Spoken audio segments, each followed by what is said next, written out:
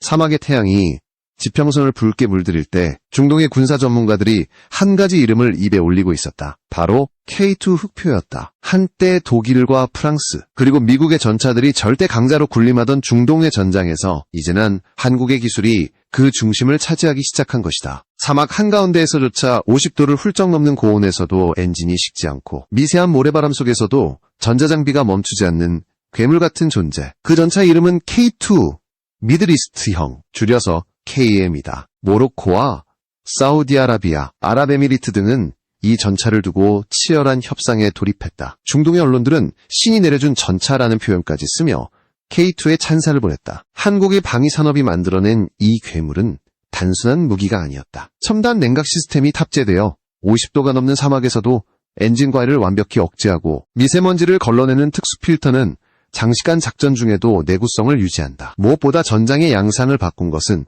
능동방어체계 APS였다. 적의 미사일이 날아오기도 전에 탐지에 폭발시키는 이 시스템은 드론과 미사일이 지배하는 현대전의 판도를 송두리째 바꾸어 놓았다. 여기에 최신 전자전용 제머까지 결합되어 적의 유도 신호를 무력화시키고 전자공격으로부터 전차를 보호했다. 그야말로 철벽의 요새였다. KM은 단순히 방어력만 강화된 전차가 아니었다. 탑승 인원이 내부에서 직접 사격할 수 있도록 원격 무장 시스템이 장착되어 적의 매복이나 근거리 위협에도 즉각 대응이 가능하다. 전차의 내부에서는 열상 카메라와 사격 통제 시스템이 유기적으로 연결되어 전장의 모든 정보를 실시간으로 분석한다. 조종수는 단 한 번의 시선 이동만으로도 적의 위치, 거리, 위협 수준을 확인할 수 있고 포수는 AI 기반 조준 시스템의 도움으로 단 한 발의 오차도 허락하지 않는다. 이 모든 기술은 한국의 순수 기술력으로 탄생했다는 점에서 세계를 놀라게 했다. 그 핵심은 바로 변속기였다. 과거 K2 흑표의 가장 큰 약점이었던 독일산 변속기 의존을 끊고 완전한 국산화에 성공했다는 사실은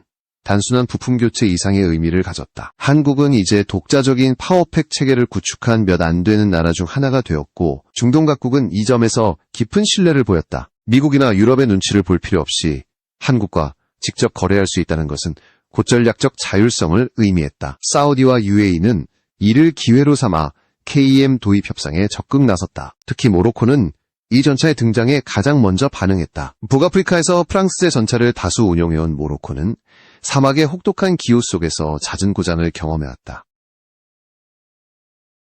엔진 과열, 부품 결핍, 유지비 폭등, 이 모든 문제를 해결할 대안으로 떠오른 것이 바로 KEM이었다. 400대 도입을 검토 중인 모로코 국방부는 K2는 단순한 전차가 아니라 하나의 방위 시스템이라며 공개적으로 호평을 내놓았다. 그 영향은 이라크 또한 250대 규모의 도입을 타진 중이며 사우디아라비아 역시 최대 800대의 계약을 논의하고 있다. 한국 방산업계는 이 현상을 K2 효과라 부른다. 단일 모델이 여러 국가의 전략 구도를 흔드는 현상은 과거 미국의 에이브럼스나 독일의 레오파르트 이후 처음이다. 중동 언론들은 하루가 멀다 하고 K2 관련 보도를 쏟아냈다. 한국이 만든 강철의 괴수, 사막을 지배하는 신형 전차, 르클레르를 대체할 새로운 왕, 이런 표현이 쏟아지며 K2는 단순한 무기에서 국가적 상징으로 부상했다. 특히 알마슈아드 TV는 K2를 전장을 휘어잡는 미래형 전차라고 소개하며 다큐멘터리를 방영했다. K2 흑표가 이렇게 주목받는 이유는 단순히 성능 때문만은 아니다. 이 전차는 전쟁을 기술의 경쟁으로 전환시킨 상징이다. 총탄이 아니라 알고리즘이, 장갑이 아니라 데이터가 전장을 지배하는 시대. 그 중심에 K2가 서 있었다. 한국은 과거 전차를 수입하던 나라였다. 하지만 이제는 세계가 한국의 전차를 수입하고 있다. 그 변화는 중동에서 가장 극적으로 나타났다. 한때 깡통 전차를 팔았던 프랑스가 경악한 이유가 바로 여기에 있었다.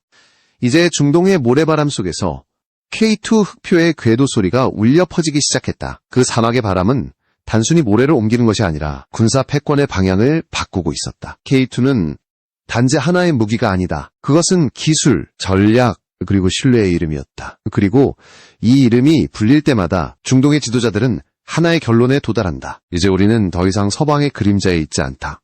K2 흑표는 그 자유의 상징으로 떠오르고 있었다. 2021년 한국과 사우디아라비아의 방산협력이 본격화되면서 K2 흑표는 또 한 번의 진화를 맞이했다. 단순히 수출형 모델이 아닌 혹독한 사막 환경에 최적화된 완전히 새로운 버전. 그것이 바로 KEM, 즉 미들 이스트 타입이었다. 엔진의 냉각 효율을 극대화하기 위해 흡기구와 배기 시스템이 새로 설계되었고 공기여과 필터는 기존의 2배 이상 정밀해졌다. 전차가 시속 60km로 달리며 모래바람을 뒤집었을 때도 내부 장비에는 단 한 알의 모래도 들어오지 않도록 설계된 것이다. 그뿐만 아니라 열감지 및 목표 추적 시스템은 뜨겁게 달궈진 사막 지면에서도 적의 여론을 정확히 구분할 수 있도록 개량되었다. KEM의 첫 공식 공개 무대는 2023년 2월 아랍에미리트 아부다비에서 열린 세계 최대 규모 방산 전시회 IDEX였다. 한국의 방위산업체 현대로템은 실물 크기의 KEM 모형을 전시하며 전 세계의 이목을 집중시켰다. 당시 사우디와 UAE의 고위 관계자들은 한국 부스를 둘러보며 사막 전용 전차라는 개념 자체가 놀랍다고 평가했다. 단순한 홍보용 모형이 아닌 실제 운용 가능한 설계 도면과 기술 사양까지 공개된 것은 그때가 처음이었다. 한국은 자신감이 있었다. 이미 실전 데이터를 통해 K2가 혹한의 한반도와 혹서의 사막, 양극단의 환경에서도 안정적으로 작동함을 입증했기 때문이다. 그로부터 2년 뒤 2025년 IDX에서 드디어 진짜 괴물이 등장했다. 이번에는 모형이 아니라 실제 구동이 가능한 완성형 KEM이었다. 현장에 전시된 KEM은 모든 중동형 사양이 적용된 실물 전차로 관람객들은 직접 탑승해 내부 시스템을 체험할 수 있었다. 사막에서 장시간 작전이 가능하도록 새롭게 설계된 냉각 구조, 차량 하부의 방진, 방열 장치, 그리고 사막용 궤도 패드까지. 중동 언론들은 한국이 사막을 위해 새로운 전차의 기준을 세웠다고 보도했다. 당시 현장을 찾은 사우디 육군 관계자는 이렇게 말했다. 우리는 그동안 미국제, 독일제 전차를 모두 경험했지만 이렇게 세밀하게 사막 환경을 고려한 전차는 처음이다. KEM은 단순한 개조가 아니라 환경, 적응형 플랫폼의 개념으로 설계되었다. 기온이 50도를 넘는 한낮과 10도 이하로 떨어지는 밤 사이 전자장비가 안정적으로 작동하도록 자동온도 조절 모듈이 도입되었고 차체 내부의 압력 조절 시스템은 미세먼지 유입을 완벽히 차단했다. 이 기술은 한국 공군이 전투기용으로 사용하던 밀폐식 냉각 기술에서 발전한 것으로 육군 전차에 적용된 것은 세계 최초였다. 이로써 KEM 은기 후 무적전차로 불리기 시작했다. 그 별명은 단순한 수식어가 아니라 실제 성능으로 증명된 타이틀이었다. UAE와 사우디는 IDX 2025 직후부터 본격적인 현지 시험 평가에 들어갔다. 사우디 리야드 인근의 사막에서 진행된 혹한, 혹서 테스트는 각국 군 관계자들의 시선을 사로잡았다. KEM은 최고 기온 57도, 모래폭풍이 휘몰아치는 환경에서도 엔진 온도를 안정적으로 유지하며 300km 이상 주행에 성공했다. 반면 같은 조건에서 독일산 레오파르트 EH1은 냉각 계통이 일시적으로 정지하는 문제가 발생했다. 현장에 있던 한 중동 분석가는 이렇게 말했다. 이 테스트에서 한국은 유럽의 전차를 뛰어넘는 기술을 보여줬다. K2는 더 이상 신생 무기가 아니다. 완성된 시스템이다. 기술적인 개발은 이미 완료 단계에 도달했다. 지금의 KEM은 각 고객 국가의 세부 요구사항에 따른 최종 조정, 즉 튜닝 단계만을 남겨두고 있다. 사우디는 장거리 작전을 위해 연료 탱크를 확장하고 통신체계를 자국형 암호망에 맞추는 옵션을 검토 중이며 UAE는 열사병 예방을 위한 냉각형 승무원 좌석과 자동소화 시스템을 강화하는 버전을 원하고 있다. 한국은 그들의 요구를 빠르게 반영하며 현지화 전략을 완성하고 있다. 그 과정에서 놀라운 사실이 드러났다. 중동 각국이 K2를 통해 방산 자립까지 노리고 있다는 것이다. 모로코는 KEM의 핵심 부품 일부를 자국 내 조립 공장에서 생산하는 협력안을 제시했다. 이는 단순한 구매가 아니라 공동생산 체제로의 전환을 의미했다. 한국 방위산업계는 이를 KEM 파트너십 2.0이라 부른다. 과거 미국이나 유럽이 독점하던 방산 구조에서 한국은 이제 기술 이전과 협력을 중심으로 한상호 신뢰 모델을 만들어낸 것이다. 이 변화는 중동 전역의 군사 지도자들에게 강한 인상을 남겼다. 한국은 무기를 파는 나라가 아니라 기술을 공유하는 나라다. 이 한마디가 KEM의 가치를 상징했다. 2025년 현재 KEM은 단순히 한 나라의 전차가 아니라 중동의 군사균형을 바꾸는 변수가 되고 있다. 폴란드 이후 최대 규모의 수출 전망이 사우디와 UAE에서 제기되고 모로코와 이라크까지 합세하면 총일 500대가 넘는 물량이 된다. 프랑스 르클레르의 그림자가 드리웠던 중동 시장에 이제는 한국산 K2가 새로운 왕자를 차지하고 있다. 그리고 이 변화를 상징하는 한 장면? 아부다비의 모래 위를 달리는 KEM의 실루엣은 세계 언론의 헤드라인을 장식했다. 한반도의 기술이 사막을 정복하다. 그 문장은 허풍이 아니었다. 그것은 이미 현실이었다. 중동의 전차 시장에서 한때 절대적인 지위를 차지했던 프랑스의 르클레르 전차는 이제 과거의 유물로 취급되고 있다. UAE는 1990년대 후반부터 르클레르 전차를 도입하며 프랑스와의 방산 협력을 강화했지만 그 선택은 시간이 지날수록 뼈아픈 후회로 바뀌었다. 르클레르 전차는 설계 당시부터 복잡한 파워팩 구조를 채택해 유지 보수가 까다로웠다. 특히 디젤 엔진과 가스터빈을 결합한 하이퍼바 시스템은 기술적으로는 혁신적이라 평가받았지만 실제 사막 운용에서는 재앙에 가까웠다. 엔진 과열과 냉각 불량으로 인한 고장은 일상이 되었고 복잡한 구조 탓에 정비 시간은 3배 이상 늘어났다. 사막의 극한 환경은 르클레르에게 치명적이었다. 50도를 웃도는 고온, 미세한 모래먼지, 그리고 밤낮의 급격한 온도차는 엔진과 전자장비를 무력화시켰다. 결국 UAE의 르클레르의 평균 가동률은 40%에 불과했다. 10대 중 6대가 작동하지 못하는 상황에서 전차의 전략적 가치란 존재하지 않았다. UAE는 프랑스로부터 엔진 결함에 대한 보상을 요구했지만 프랑스 정부는 내수형 버전과 수출형은 다르다는 이유로 책임을 회피했다. 이에 분노한 UAE는 독일제 파워팩을 별도로 구입해 르클레르에 장착하는 결단을 내렸다. 그러나 그 대가는 혹독했다. 엔진 크기가 달라 엔진룸 전체를 개조해야 했고 냉각 시스템을 새로 설계해야 했다. 그 모든 비용은 UAE가 부담해야 했다. 그 결과 UAE의 르클레르 전차는 세계에서 가장 비싼 전차가 되었다. 전차 한 대의 가격이 300만 달러를 넘어섰고 유지보수 비용은 그보다 더 컸다. 문제는 거기서 끝나지 않았다. 독일산 엔진을 장착하면서 프랑스제 전차의 부품 공급망이 꼬여버렸다. 프랑스는 자국산 파워팩을 기준으로 부품을 생산하기 때문에 독일 엔진에 맞는 부품은 따로 제작해야 했다. 게다가 독일은 엔진의 재수출이나 제3국 수리에 대해 까다로운 승인 절차를 요구했다. 즉, UAE가 전차를 수리하거나 부품을 교체할 때마다 독일의 허락을 받아야 했다. 완전한 기술 종속 상태였다. 이 모든 불평과 손실 끝에 UAE는 냉혹한 현실을 깨달았다. 프랑스제 전차는 아름답지만 전쟁터에서는 쓸모없다. 그들의 입에서 나온 이 말은 곧 새로운 결정을 예고했다. UAE는 르클레르를 단계적으로 퇴역시키고 한국산 K2 흑표로 기갑 전력을 재편하기로 한 것이다. 이 결정은 단순한 무기 교체가 아니었다. 그것은 기술 중심의 재무장이라는 새로운 방향성이었다. UAE 국방 관계자는 이렇게 밝혔다. 르클레르는 서류상으로는 완벽했다. 그러나 사막에서는 살아남지 못했다. K2는 살아남는 전차다. 이러한 흐름은 중동 전역에 빠르게 확산되었다. 사우디와 카타르, 쿠웨이트 역시 자국 내 운용 중인 유럽산 전차들의 효율성에 의문을 제기하기 시작했다. 사막 환경에 최적화된 전차의 필요성이 절실해졌고 그 대안으로 KEM이 자연스럽게 거론되었다. 사우디는 과거 미국제 M1A2 에이브럼스를 대량 도입했지만 그마저도 유지비와 부품 공급 문제로 어려움을 겪고 있었다. 반면 한국의 K2는 상대적으로 저렴한 유지비, 높은 정비 효율, 그리고 기술 이전이 가능하다는 장점을 갖추고 있었다. 이 조합은 중동 국가들에게 현실적인 선택지로 다가왔다. UAE의 전차 전력 교체에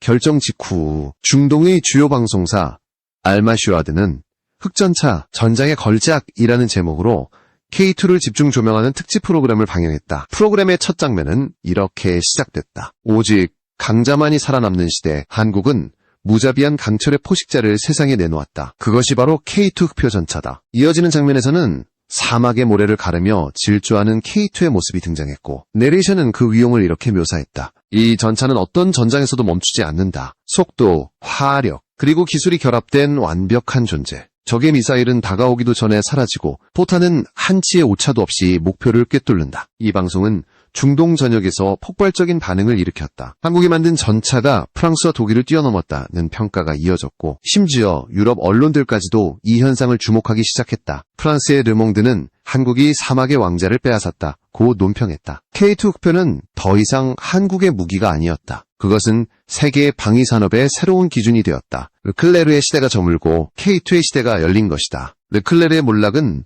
중동 국가들에게 단 하나의 교훈을 남겼다. 기술 없는 무기는 자존심일 뿐 생존수단이 아니다. 한국은 그 교훈을 증명했다. K2 흑표는 단지 강력한 전차가 아니라 신뢰를 바탕으로 한 기술의 상징이었다. 그리고 그 신뢰가 중동의 사막을 건너 전 세계로 퍼져나가기 시작했다. 르클레르의 그림자 속에서 새로운 왕이 등장했다. 그의 이름은 K2, 사막의 새로운 지배자였다. 중동 전역이 K2 흑표의 이름으로 떠들썩하던 그때 아랍에미리트의 주요 방송사 알마슈아드는 또 하나의 전설적인 영상을 공개했다. 제목은 강철의 포식자, 한국이 만든 전장의 걸작. 영상은 시작부터 시청자의 시선을 사로잡았다. 사막 한가운데 섭씨 50도의 열기 속에서 K2 전차가 천천히 등장한다. 전차의 궤도가 모래를 갈라내며 전진하자 거대한 폭풍이 뒤를 따랐다. 내레이션은 마치 선언문처럼 울려 퍼졌다. 이 전차는 후퇴를 모른다. 오직 전진과 생존만을 위해 만들어졌다. 그 한 문장만으로도 중동 시청자들은 전율을 느꼈다. 1억 명이 넘는 사람들이 그 방송을 지켜봤고 댓글창에는 이것이 진정한 전장의 왕이라는 반응이 쏟아졌다. 영상은 단순한 홍보물이 아니었다. 그것은 한국 기술의 위상을 상징하는 다큐멘터리였다. 카메라는 K2의 포탑이 회전하며 주포를 조준하는 모습을 비췄고 내레이션은 말했다. 치명적인 주포, 진보된 방어력, 그리고 압도적인 속도. 이것이 전장의 왕으로 불리는 이유다. 전차가 포격을 가하자 모래먼지와 화염이 뒤섞이며 사막의 공기가 진동했다. 이어지는 장면에서 내레이션은 이렇게 덧붙였다. 이 전차는 단순한 무기가 아니다. 그것은 인공지능과 강철이 융합된 공학의 결정체다.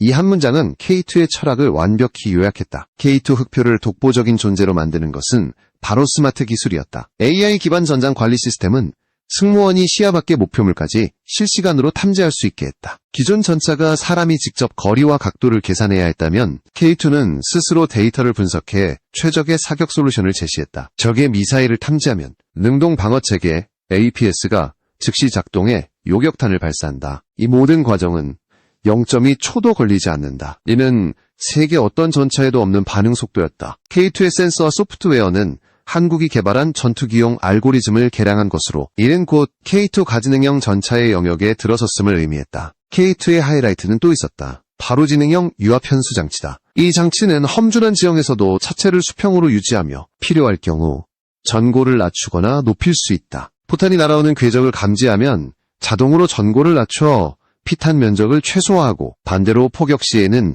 차체를 들어 사격 각도를 최적화한다. 이는 전차의 생존력과 공격력을 동시에 끌어올린 혁신이었다. 사막의 거친 지형을 마치 포장된 도로처럼 달리는 K2의 모습은 그 자체로 기술의 진보를 상징했다. 이후 알마슈아드는 요르단 출신의 군사 전문가 아우니 알 아드완 예비역 소장을 초청했다. 그는 걸프전 이후 중동의 군사 전략 분야에서 가장 영향력 있는 인물 중 하나였다. 인터뷰에서 그는 단언했다. K2 흑표는 기존 전차의 개념을 완전히 뒤엎은 모델입니다. 세라믹, 강철, 탄소 섬유를 조합한 복합 장갑은 세계 최고 수준이며 여기에 정밀 유도 사격 통제 시스템이 결합되어 있습니다.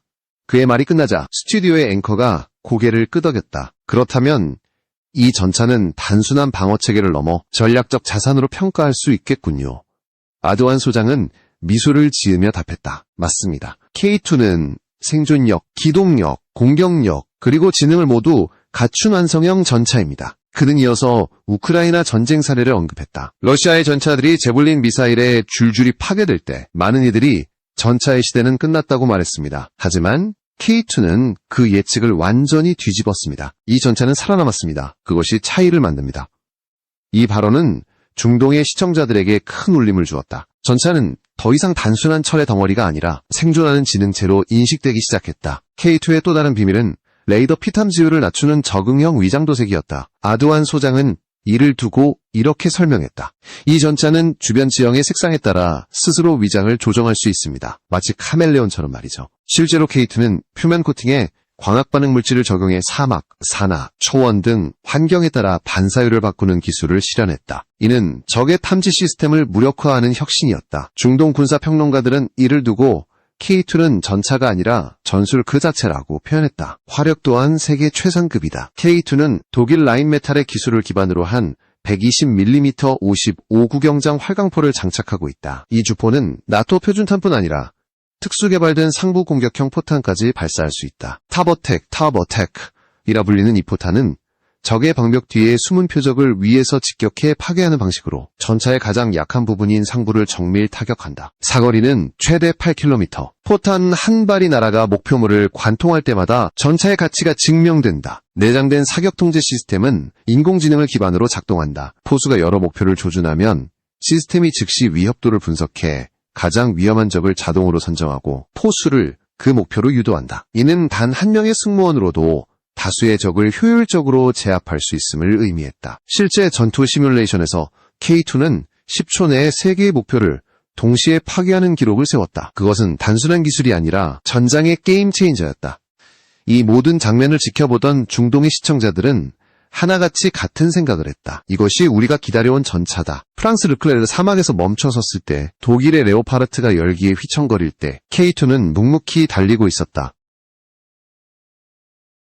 그리고 지금 세계의 중심 무대에서 그 이름이 울려 퍼지고 있다. K2, 한국이 만든 강철의 신화. 사막의 바람은 K2 흑표의 이름이 전 세계로 퍼지자 있었다. 유럽의 군수업체들은 충격에 빠졌다. 프랑스의 르클레르 전차 공장과 영국의 챌린저 전차 라인이 조용히 문을 닫았다는 보도가 이어졌다. 이유는 단순했다. 더 이상 경쟁이 되지 않았기 때문이다. 요르단의 아우니 알 아드완 소장은 인터뷰에서 이렇게 말했다. K2는 르클레르와 챌린저를 시장에서 몰아냈습니다. 두 나라의 기술력으로는 더 이상 이 전차를 따라잡을 수 없기 때문이죠. 그의 말은 과장이 아니었다. 유럽의 방산 관계자들은 이미 알고 있었다. 지금 세계 시장에서 가장 완성된 전차를 묻는다면 그 답은 K2라는 것을. 사실 유럽의 주력 전차들 르클레르, 챌린저, 레오파르트 이은 지난 수십 년 동안 소폭의 개량만 거듭해왔다. 반면 K2는 태생부터 완전히 다른 철학으로 만들어졌다. 살아남기 위한 전차.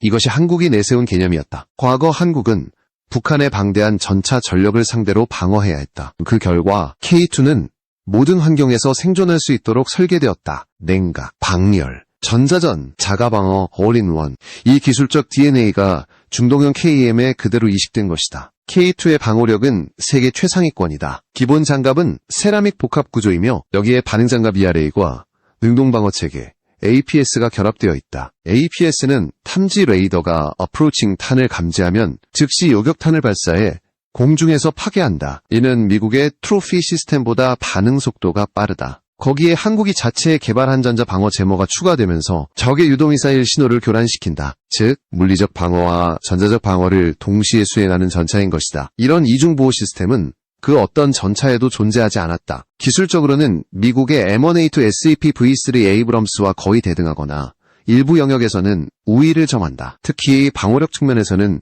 에이브럼스를 능가한다는 평가가 많다. M1A2가 중량 70톤을 넘어 기동성이 떨어지는 반면 K2는 55톤대의 중량으로 훨씬 높은 기동성을 유지한다. 엔진 출력은 500마력으로 동일하지만 K2는 변속 효율이 10% 이상 높다. 이 덕분에 가속력이 탁월하며 사막 지형에서도 속도 손실이 거의 없다. 영국의 방산저널은 K2 능가벼운 중전차라는 새로운 장르를 만들었다고 평가했다. 독일의 레오파르트 2와의 비교에서도 K2는 자신감을 보였다. K2는 레오파르트 2의 엔진 기술을 기반으로 개발되었지만 그 위에 완전히 새로운 AI 기반 통제 시스템을 더했다. 사격 통제, 목표 분석, 기동 제어가 모두 하나의 중앙 AI로 통합되어 있다. 덕분에 포수, 조종수, 사수가 개별로 움직이는 기존 방식보다 훨씬 빠른 반응이 가능하다. 전투 중에는 AI가 자동으로 위험 목표를 지정하고 포수는 단순히 승인 버튼을 누르기만 하면 된다. 이것은 전차 전투의 패러다임을 완전히 바꿔놓았다. 또 하나의 차별점은 현수장치다. K2는 전 세계에서 유일하게 능동 현수 조절 시스템을 장착했다. 차체의 전고를 자유롭게 조절할 수 있는 이 시스템 덕분에 전차는 은폐 시 몸을 낮춰 피탄 면적을 줄이고 공격 시에는 몸을 세워 사격각을 높일 수 있다. 이는 단순한 기계적 움직임이 아니라 전술적 도구였다. 실제 실험에서 K2는 적의 미사일이 접근할 때 차체를 20cm 낮추고 즉시 회피 기동을 수행했다. 그 짧은 2초 동안 전차는 완전히 다른 형태로 변했다. 이 기능을 지켜본 미군 관계자는 이건 더 이상 우리가 알던 전차가 아니다 라고 평가했다. 더 놀라운 것은 K2가 전차임에도 불구하고 드론 플랫폼을 갖추고 있다는 사실이다. 포탑 상부에는 소형 드론 이착륙대가 장착되어 있으며 이 드론은 전방 10km 내 지형과 목표를 탐지한다. 이는 단순한 감시 기능이 아니라 실시간 전투 정보 피드백 체계다. 드론이 촬영한 데이터를 AI가 분석하고 즉시 결과적으로 K2는 적보다 먼저 보고, 먼저 쏘고, 먼저 피하는 선제형 전차가 되었다. 이것이 바로 아드완 소장이 말한 지능형 전장의 왕의 실체였다. 이러한 기술들이 쌓이면서 K2는 단순히 한국의 무기를 넘어 하나의 전투 플랫폼으로 진화했다. 각국은 자국의 전자전 장비나 통신망을 K2 시스템에 연결할 수 있고 그 과정에서 한국은 사용자 맞춤형 통합을 지원한다. 프랑스와 영국이 독점적 설계로 외국군의 개조를 금지했던 것과 달리 한국은 공유형 기술 협력을 제시했다. 이것이 바로 K2의 성공 비결이었다. 기술의 개방성, 그리고 신뢰. 현재 유럽의 방산 관계자들은 냉정히 인정하고 있다. 한국이 전차의 미래를 재정의했다. 르클레르와 챌린저의 조립 라인은 멈췄고 독일은 레오파르트 EA8을 급히 내놓았지만 이미 늦었다. 중동 시장은 K2가 차지했고 유럽 내부에서도 폴란드가 1000대 이상을 주문했다. K2의 이름은 이제 브랜드가 아니라 표준이 되었다. 사막의 바람은 더 이상 프랑스의 엔진 소리를 실어 나르지 않았다. 대신 한국의 강철 포식자가 그 자리를 채우고 있었다. 모로코가 한국산 K2 전차 400대를 도입하겠다고 발표한 직후 중동의 분위기는 완전히 달라졌다. 이라크와 사우디, 그리고 UAE가 거의 동시에 도입 협상에 착수한 것이다. 한때 유럽산 전차의 시장으로 불리던 이 지역이 이제는 한국의 기술을 중심으로 재편되고 있었다. 중동 언론들은 이를 두 번째 폴란드 쇼크라 부르며 연일 헤드라인에 올렸다. 폴란드가 K2 1000대 이상을 주문해 유럽의 방산 질서를 뒤흔든 데 이어 이제 중동 전체가 움직이기 시작한 것이다. 방산 전문가들은 이 상황을 이렇게 표현했다. K2가 세계 전차 시장에 축을 옮겨놓았다. 모로코는 K2를 단순히 구매하는 데 그치지 않았다. 이들은 자국 내에 방산 기술센터를 설립하고 한국과 공동으로 K2의 일부 부품을 현지에서 생산하는 계획을 발표했다. 이 센터는 단순한 조립 공장이 아니라 향후 중동 전역에 K2를 보급하기 위한 거점이 될 예정이다. 모로코 국방부는 공식 성명을 통해 한국과의 협력은 방위산업 자립을 향한 중요한 첫걸음이라고 밝혔다. 한국 또한 모로코와의 협력을 통해 아프리카 북부 시장으로 진출하는 발판을 마련했다. 사막과 산악이 공존하는 북아프리카의 지형은 KEM의 능력을 증명하기에 완벽한 시험장이었다. 이와 함께 주목할 점은 K2 전차 계약에 천궁 II 중거리 지대공 미사일 체계가 함께 포함될 가능성이 크다는 것이다. 이 시스템은 최대 40km 거리의 항공기와 20km 거리의 탄도미사일을 마하 5의 속도로 요격할 수 있다. 모로코 정부는 이 체계를 통해 자국의 방공망을 완전히 재구성하려는 계획을 세우고 있다. 이는 단순히 한 나라의 무기교체가 아니라 한국형 방위체계의 확장이라는 의미를 갖는다. K2가 지상을 지배한다면 천궁 II는 하늘을 지배하게 된다. 그리고 이 둘의 결합은 한국 방산이 하나의 통합 시스템으로 진화했음을 보여준다. 사우디아라비아 또한 대규모 계약을 준비 중이다. 초기 계약 규모는 약 400대, 최종적으로는 800대 이상으로 확대될 전망이다. 사우디는 이 계약을 통해 기존의 미국산 M1A2 에이브럼스를 점차 대체하고 자국 내 조립 생산 라인을 설립하려 하고 있다. 한국은 이미 엔진과 변속기의 완전한 국산화에 성공했기에 기술 이전과 현지 생산이 가능하다는 점에서 큰 신뢰를 받고 있다. UAE는 이미 KEM의 현지 시험 평가를 모두 통과했으며 사막 작전 능력을 공식 인증한 상태다. 이라크 역시 250대 규모의 도입을 검토 중이다. 이렇게 되면 중동 전역에서 K2 운용 대수는 2000대를 넘어설 전망이다. 이 같은 흐름은 단순한 수출 이상의 의미를 지닌다. 그것은 군사 패권의 이동을 상징한다. 과거 중동의 군사력은 프랑스, 독일, 미국에 의존했다. 그러나 지금 그 중심에는 한국이 있다. 한국은 기술 이전, 합리적 유지비, 빠른 납기, 그리고 신뢰라는 4가지 요소로 전 세계 방산의 판을 바꾸어 놓았다. 프랑스의 방산 전문지 디펜스 인포는 이렇게 평했다. K2의 성공은 단지 우수한 성능 때문이 아니다. 한국은 신뢰를 수출했다. 실제로 한국은 계약 후에도 교육, 훈련, 정비 지원을 직접 담당하며 완벽한 패키지 솔루션을 제공하고 있다. 폴란드의 한 방산 관계자는 인터뷰에서 이렇게 말했다. 우리는 K2를 선택한 것이 신의 한 수였음을 증명했다. 한국은 품질과 물량, 그리고 시간 모두에서 완벽했다. 이 발언은 곧 중동에서도 회자되었다. 중동의 군사 전문가들은 말했다. 폴란드가 첫 번째 증거였다면 우리는 두 번째 증거가 될 것이다. 이 말은 단순한 외교적 발언이 아니라 새로운 질서의 선언이었다. 중동 국가들이 더 이상 서방의 눈치를 보지 않고 스스로 무기체계를 선택할 수 있는 자율성을 확보했다는 뜻이었다. 그 상징이 바로 K2였다. 시간이 지나면서 K2는 단순한 전차를 넘어 하나의 외교자산이 되었다. 한국은 무기를 수출하며 기술과 신뢰를 함께 전했다. 사우디와 UAE는 한국을 파트너라 불렀고 모로코는 동반자라 표현했다. 그 차이는 의미심장했다. 무기를 사고 파는 관계가 아니라 함께 성장하는 협력으로 바뀌었다는 것이다.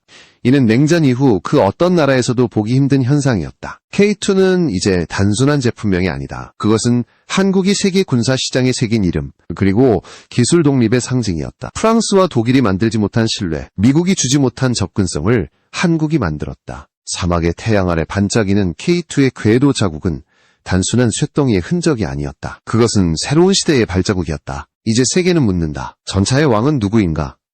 그 대답은 더 이상 논쟁의 여지가 없다. 한국의 K2, 그것이 바로 현대전의 정점이다. 폴란드에서 시작된 혁신은 사막을 넘어 전 세계로 퍼져나갔다. K2가 달리는 곳마다 새로운 질서가 태어나고 있었다. 그리고 지금 그 궤적의 끝에는 하나의 문장이 새겨지고 있다. 이제 세계는 한국의 강철로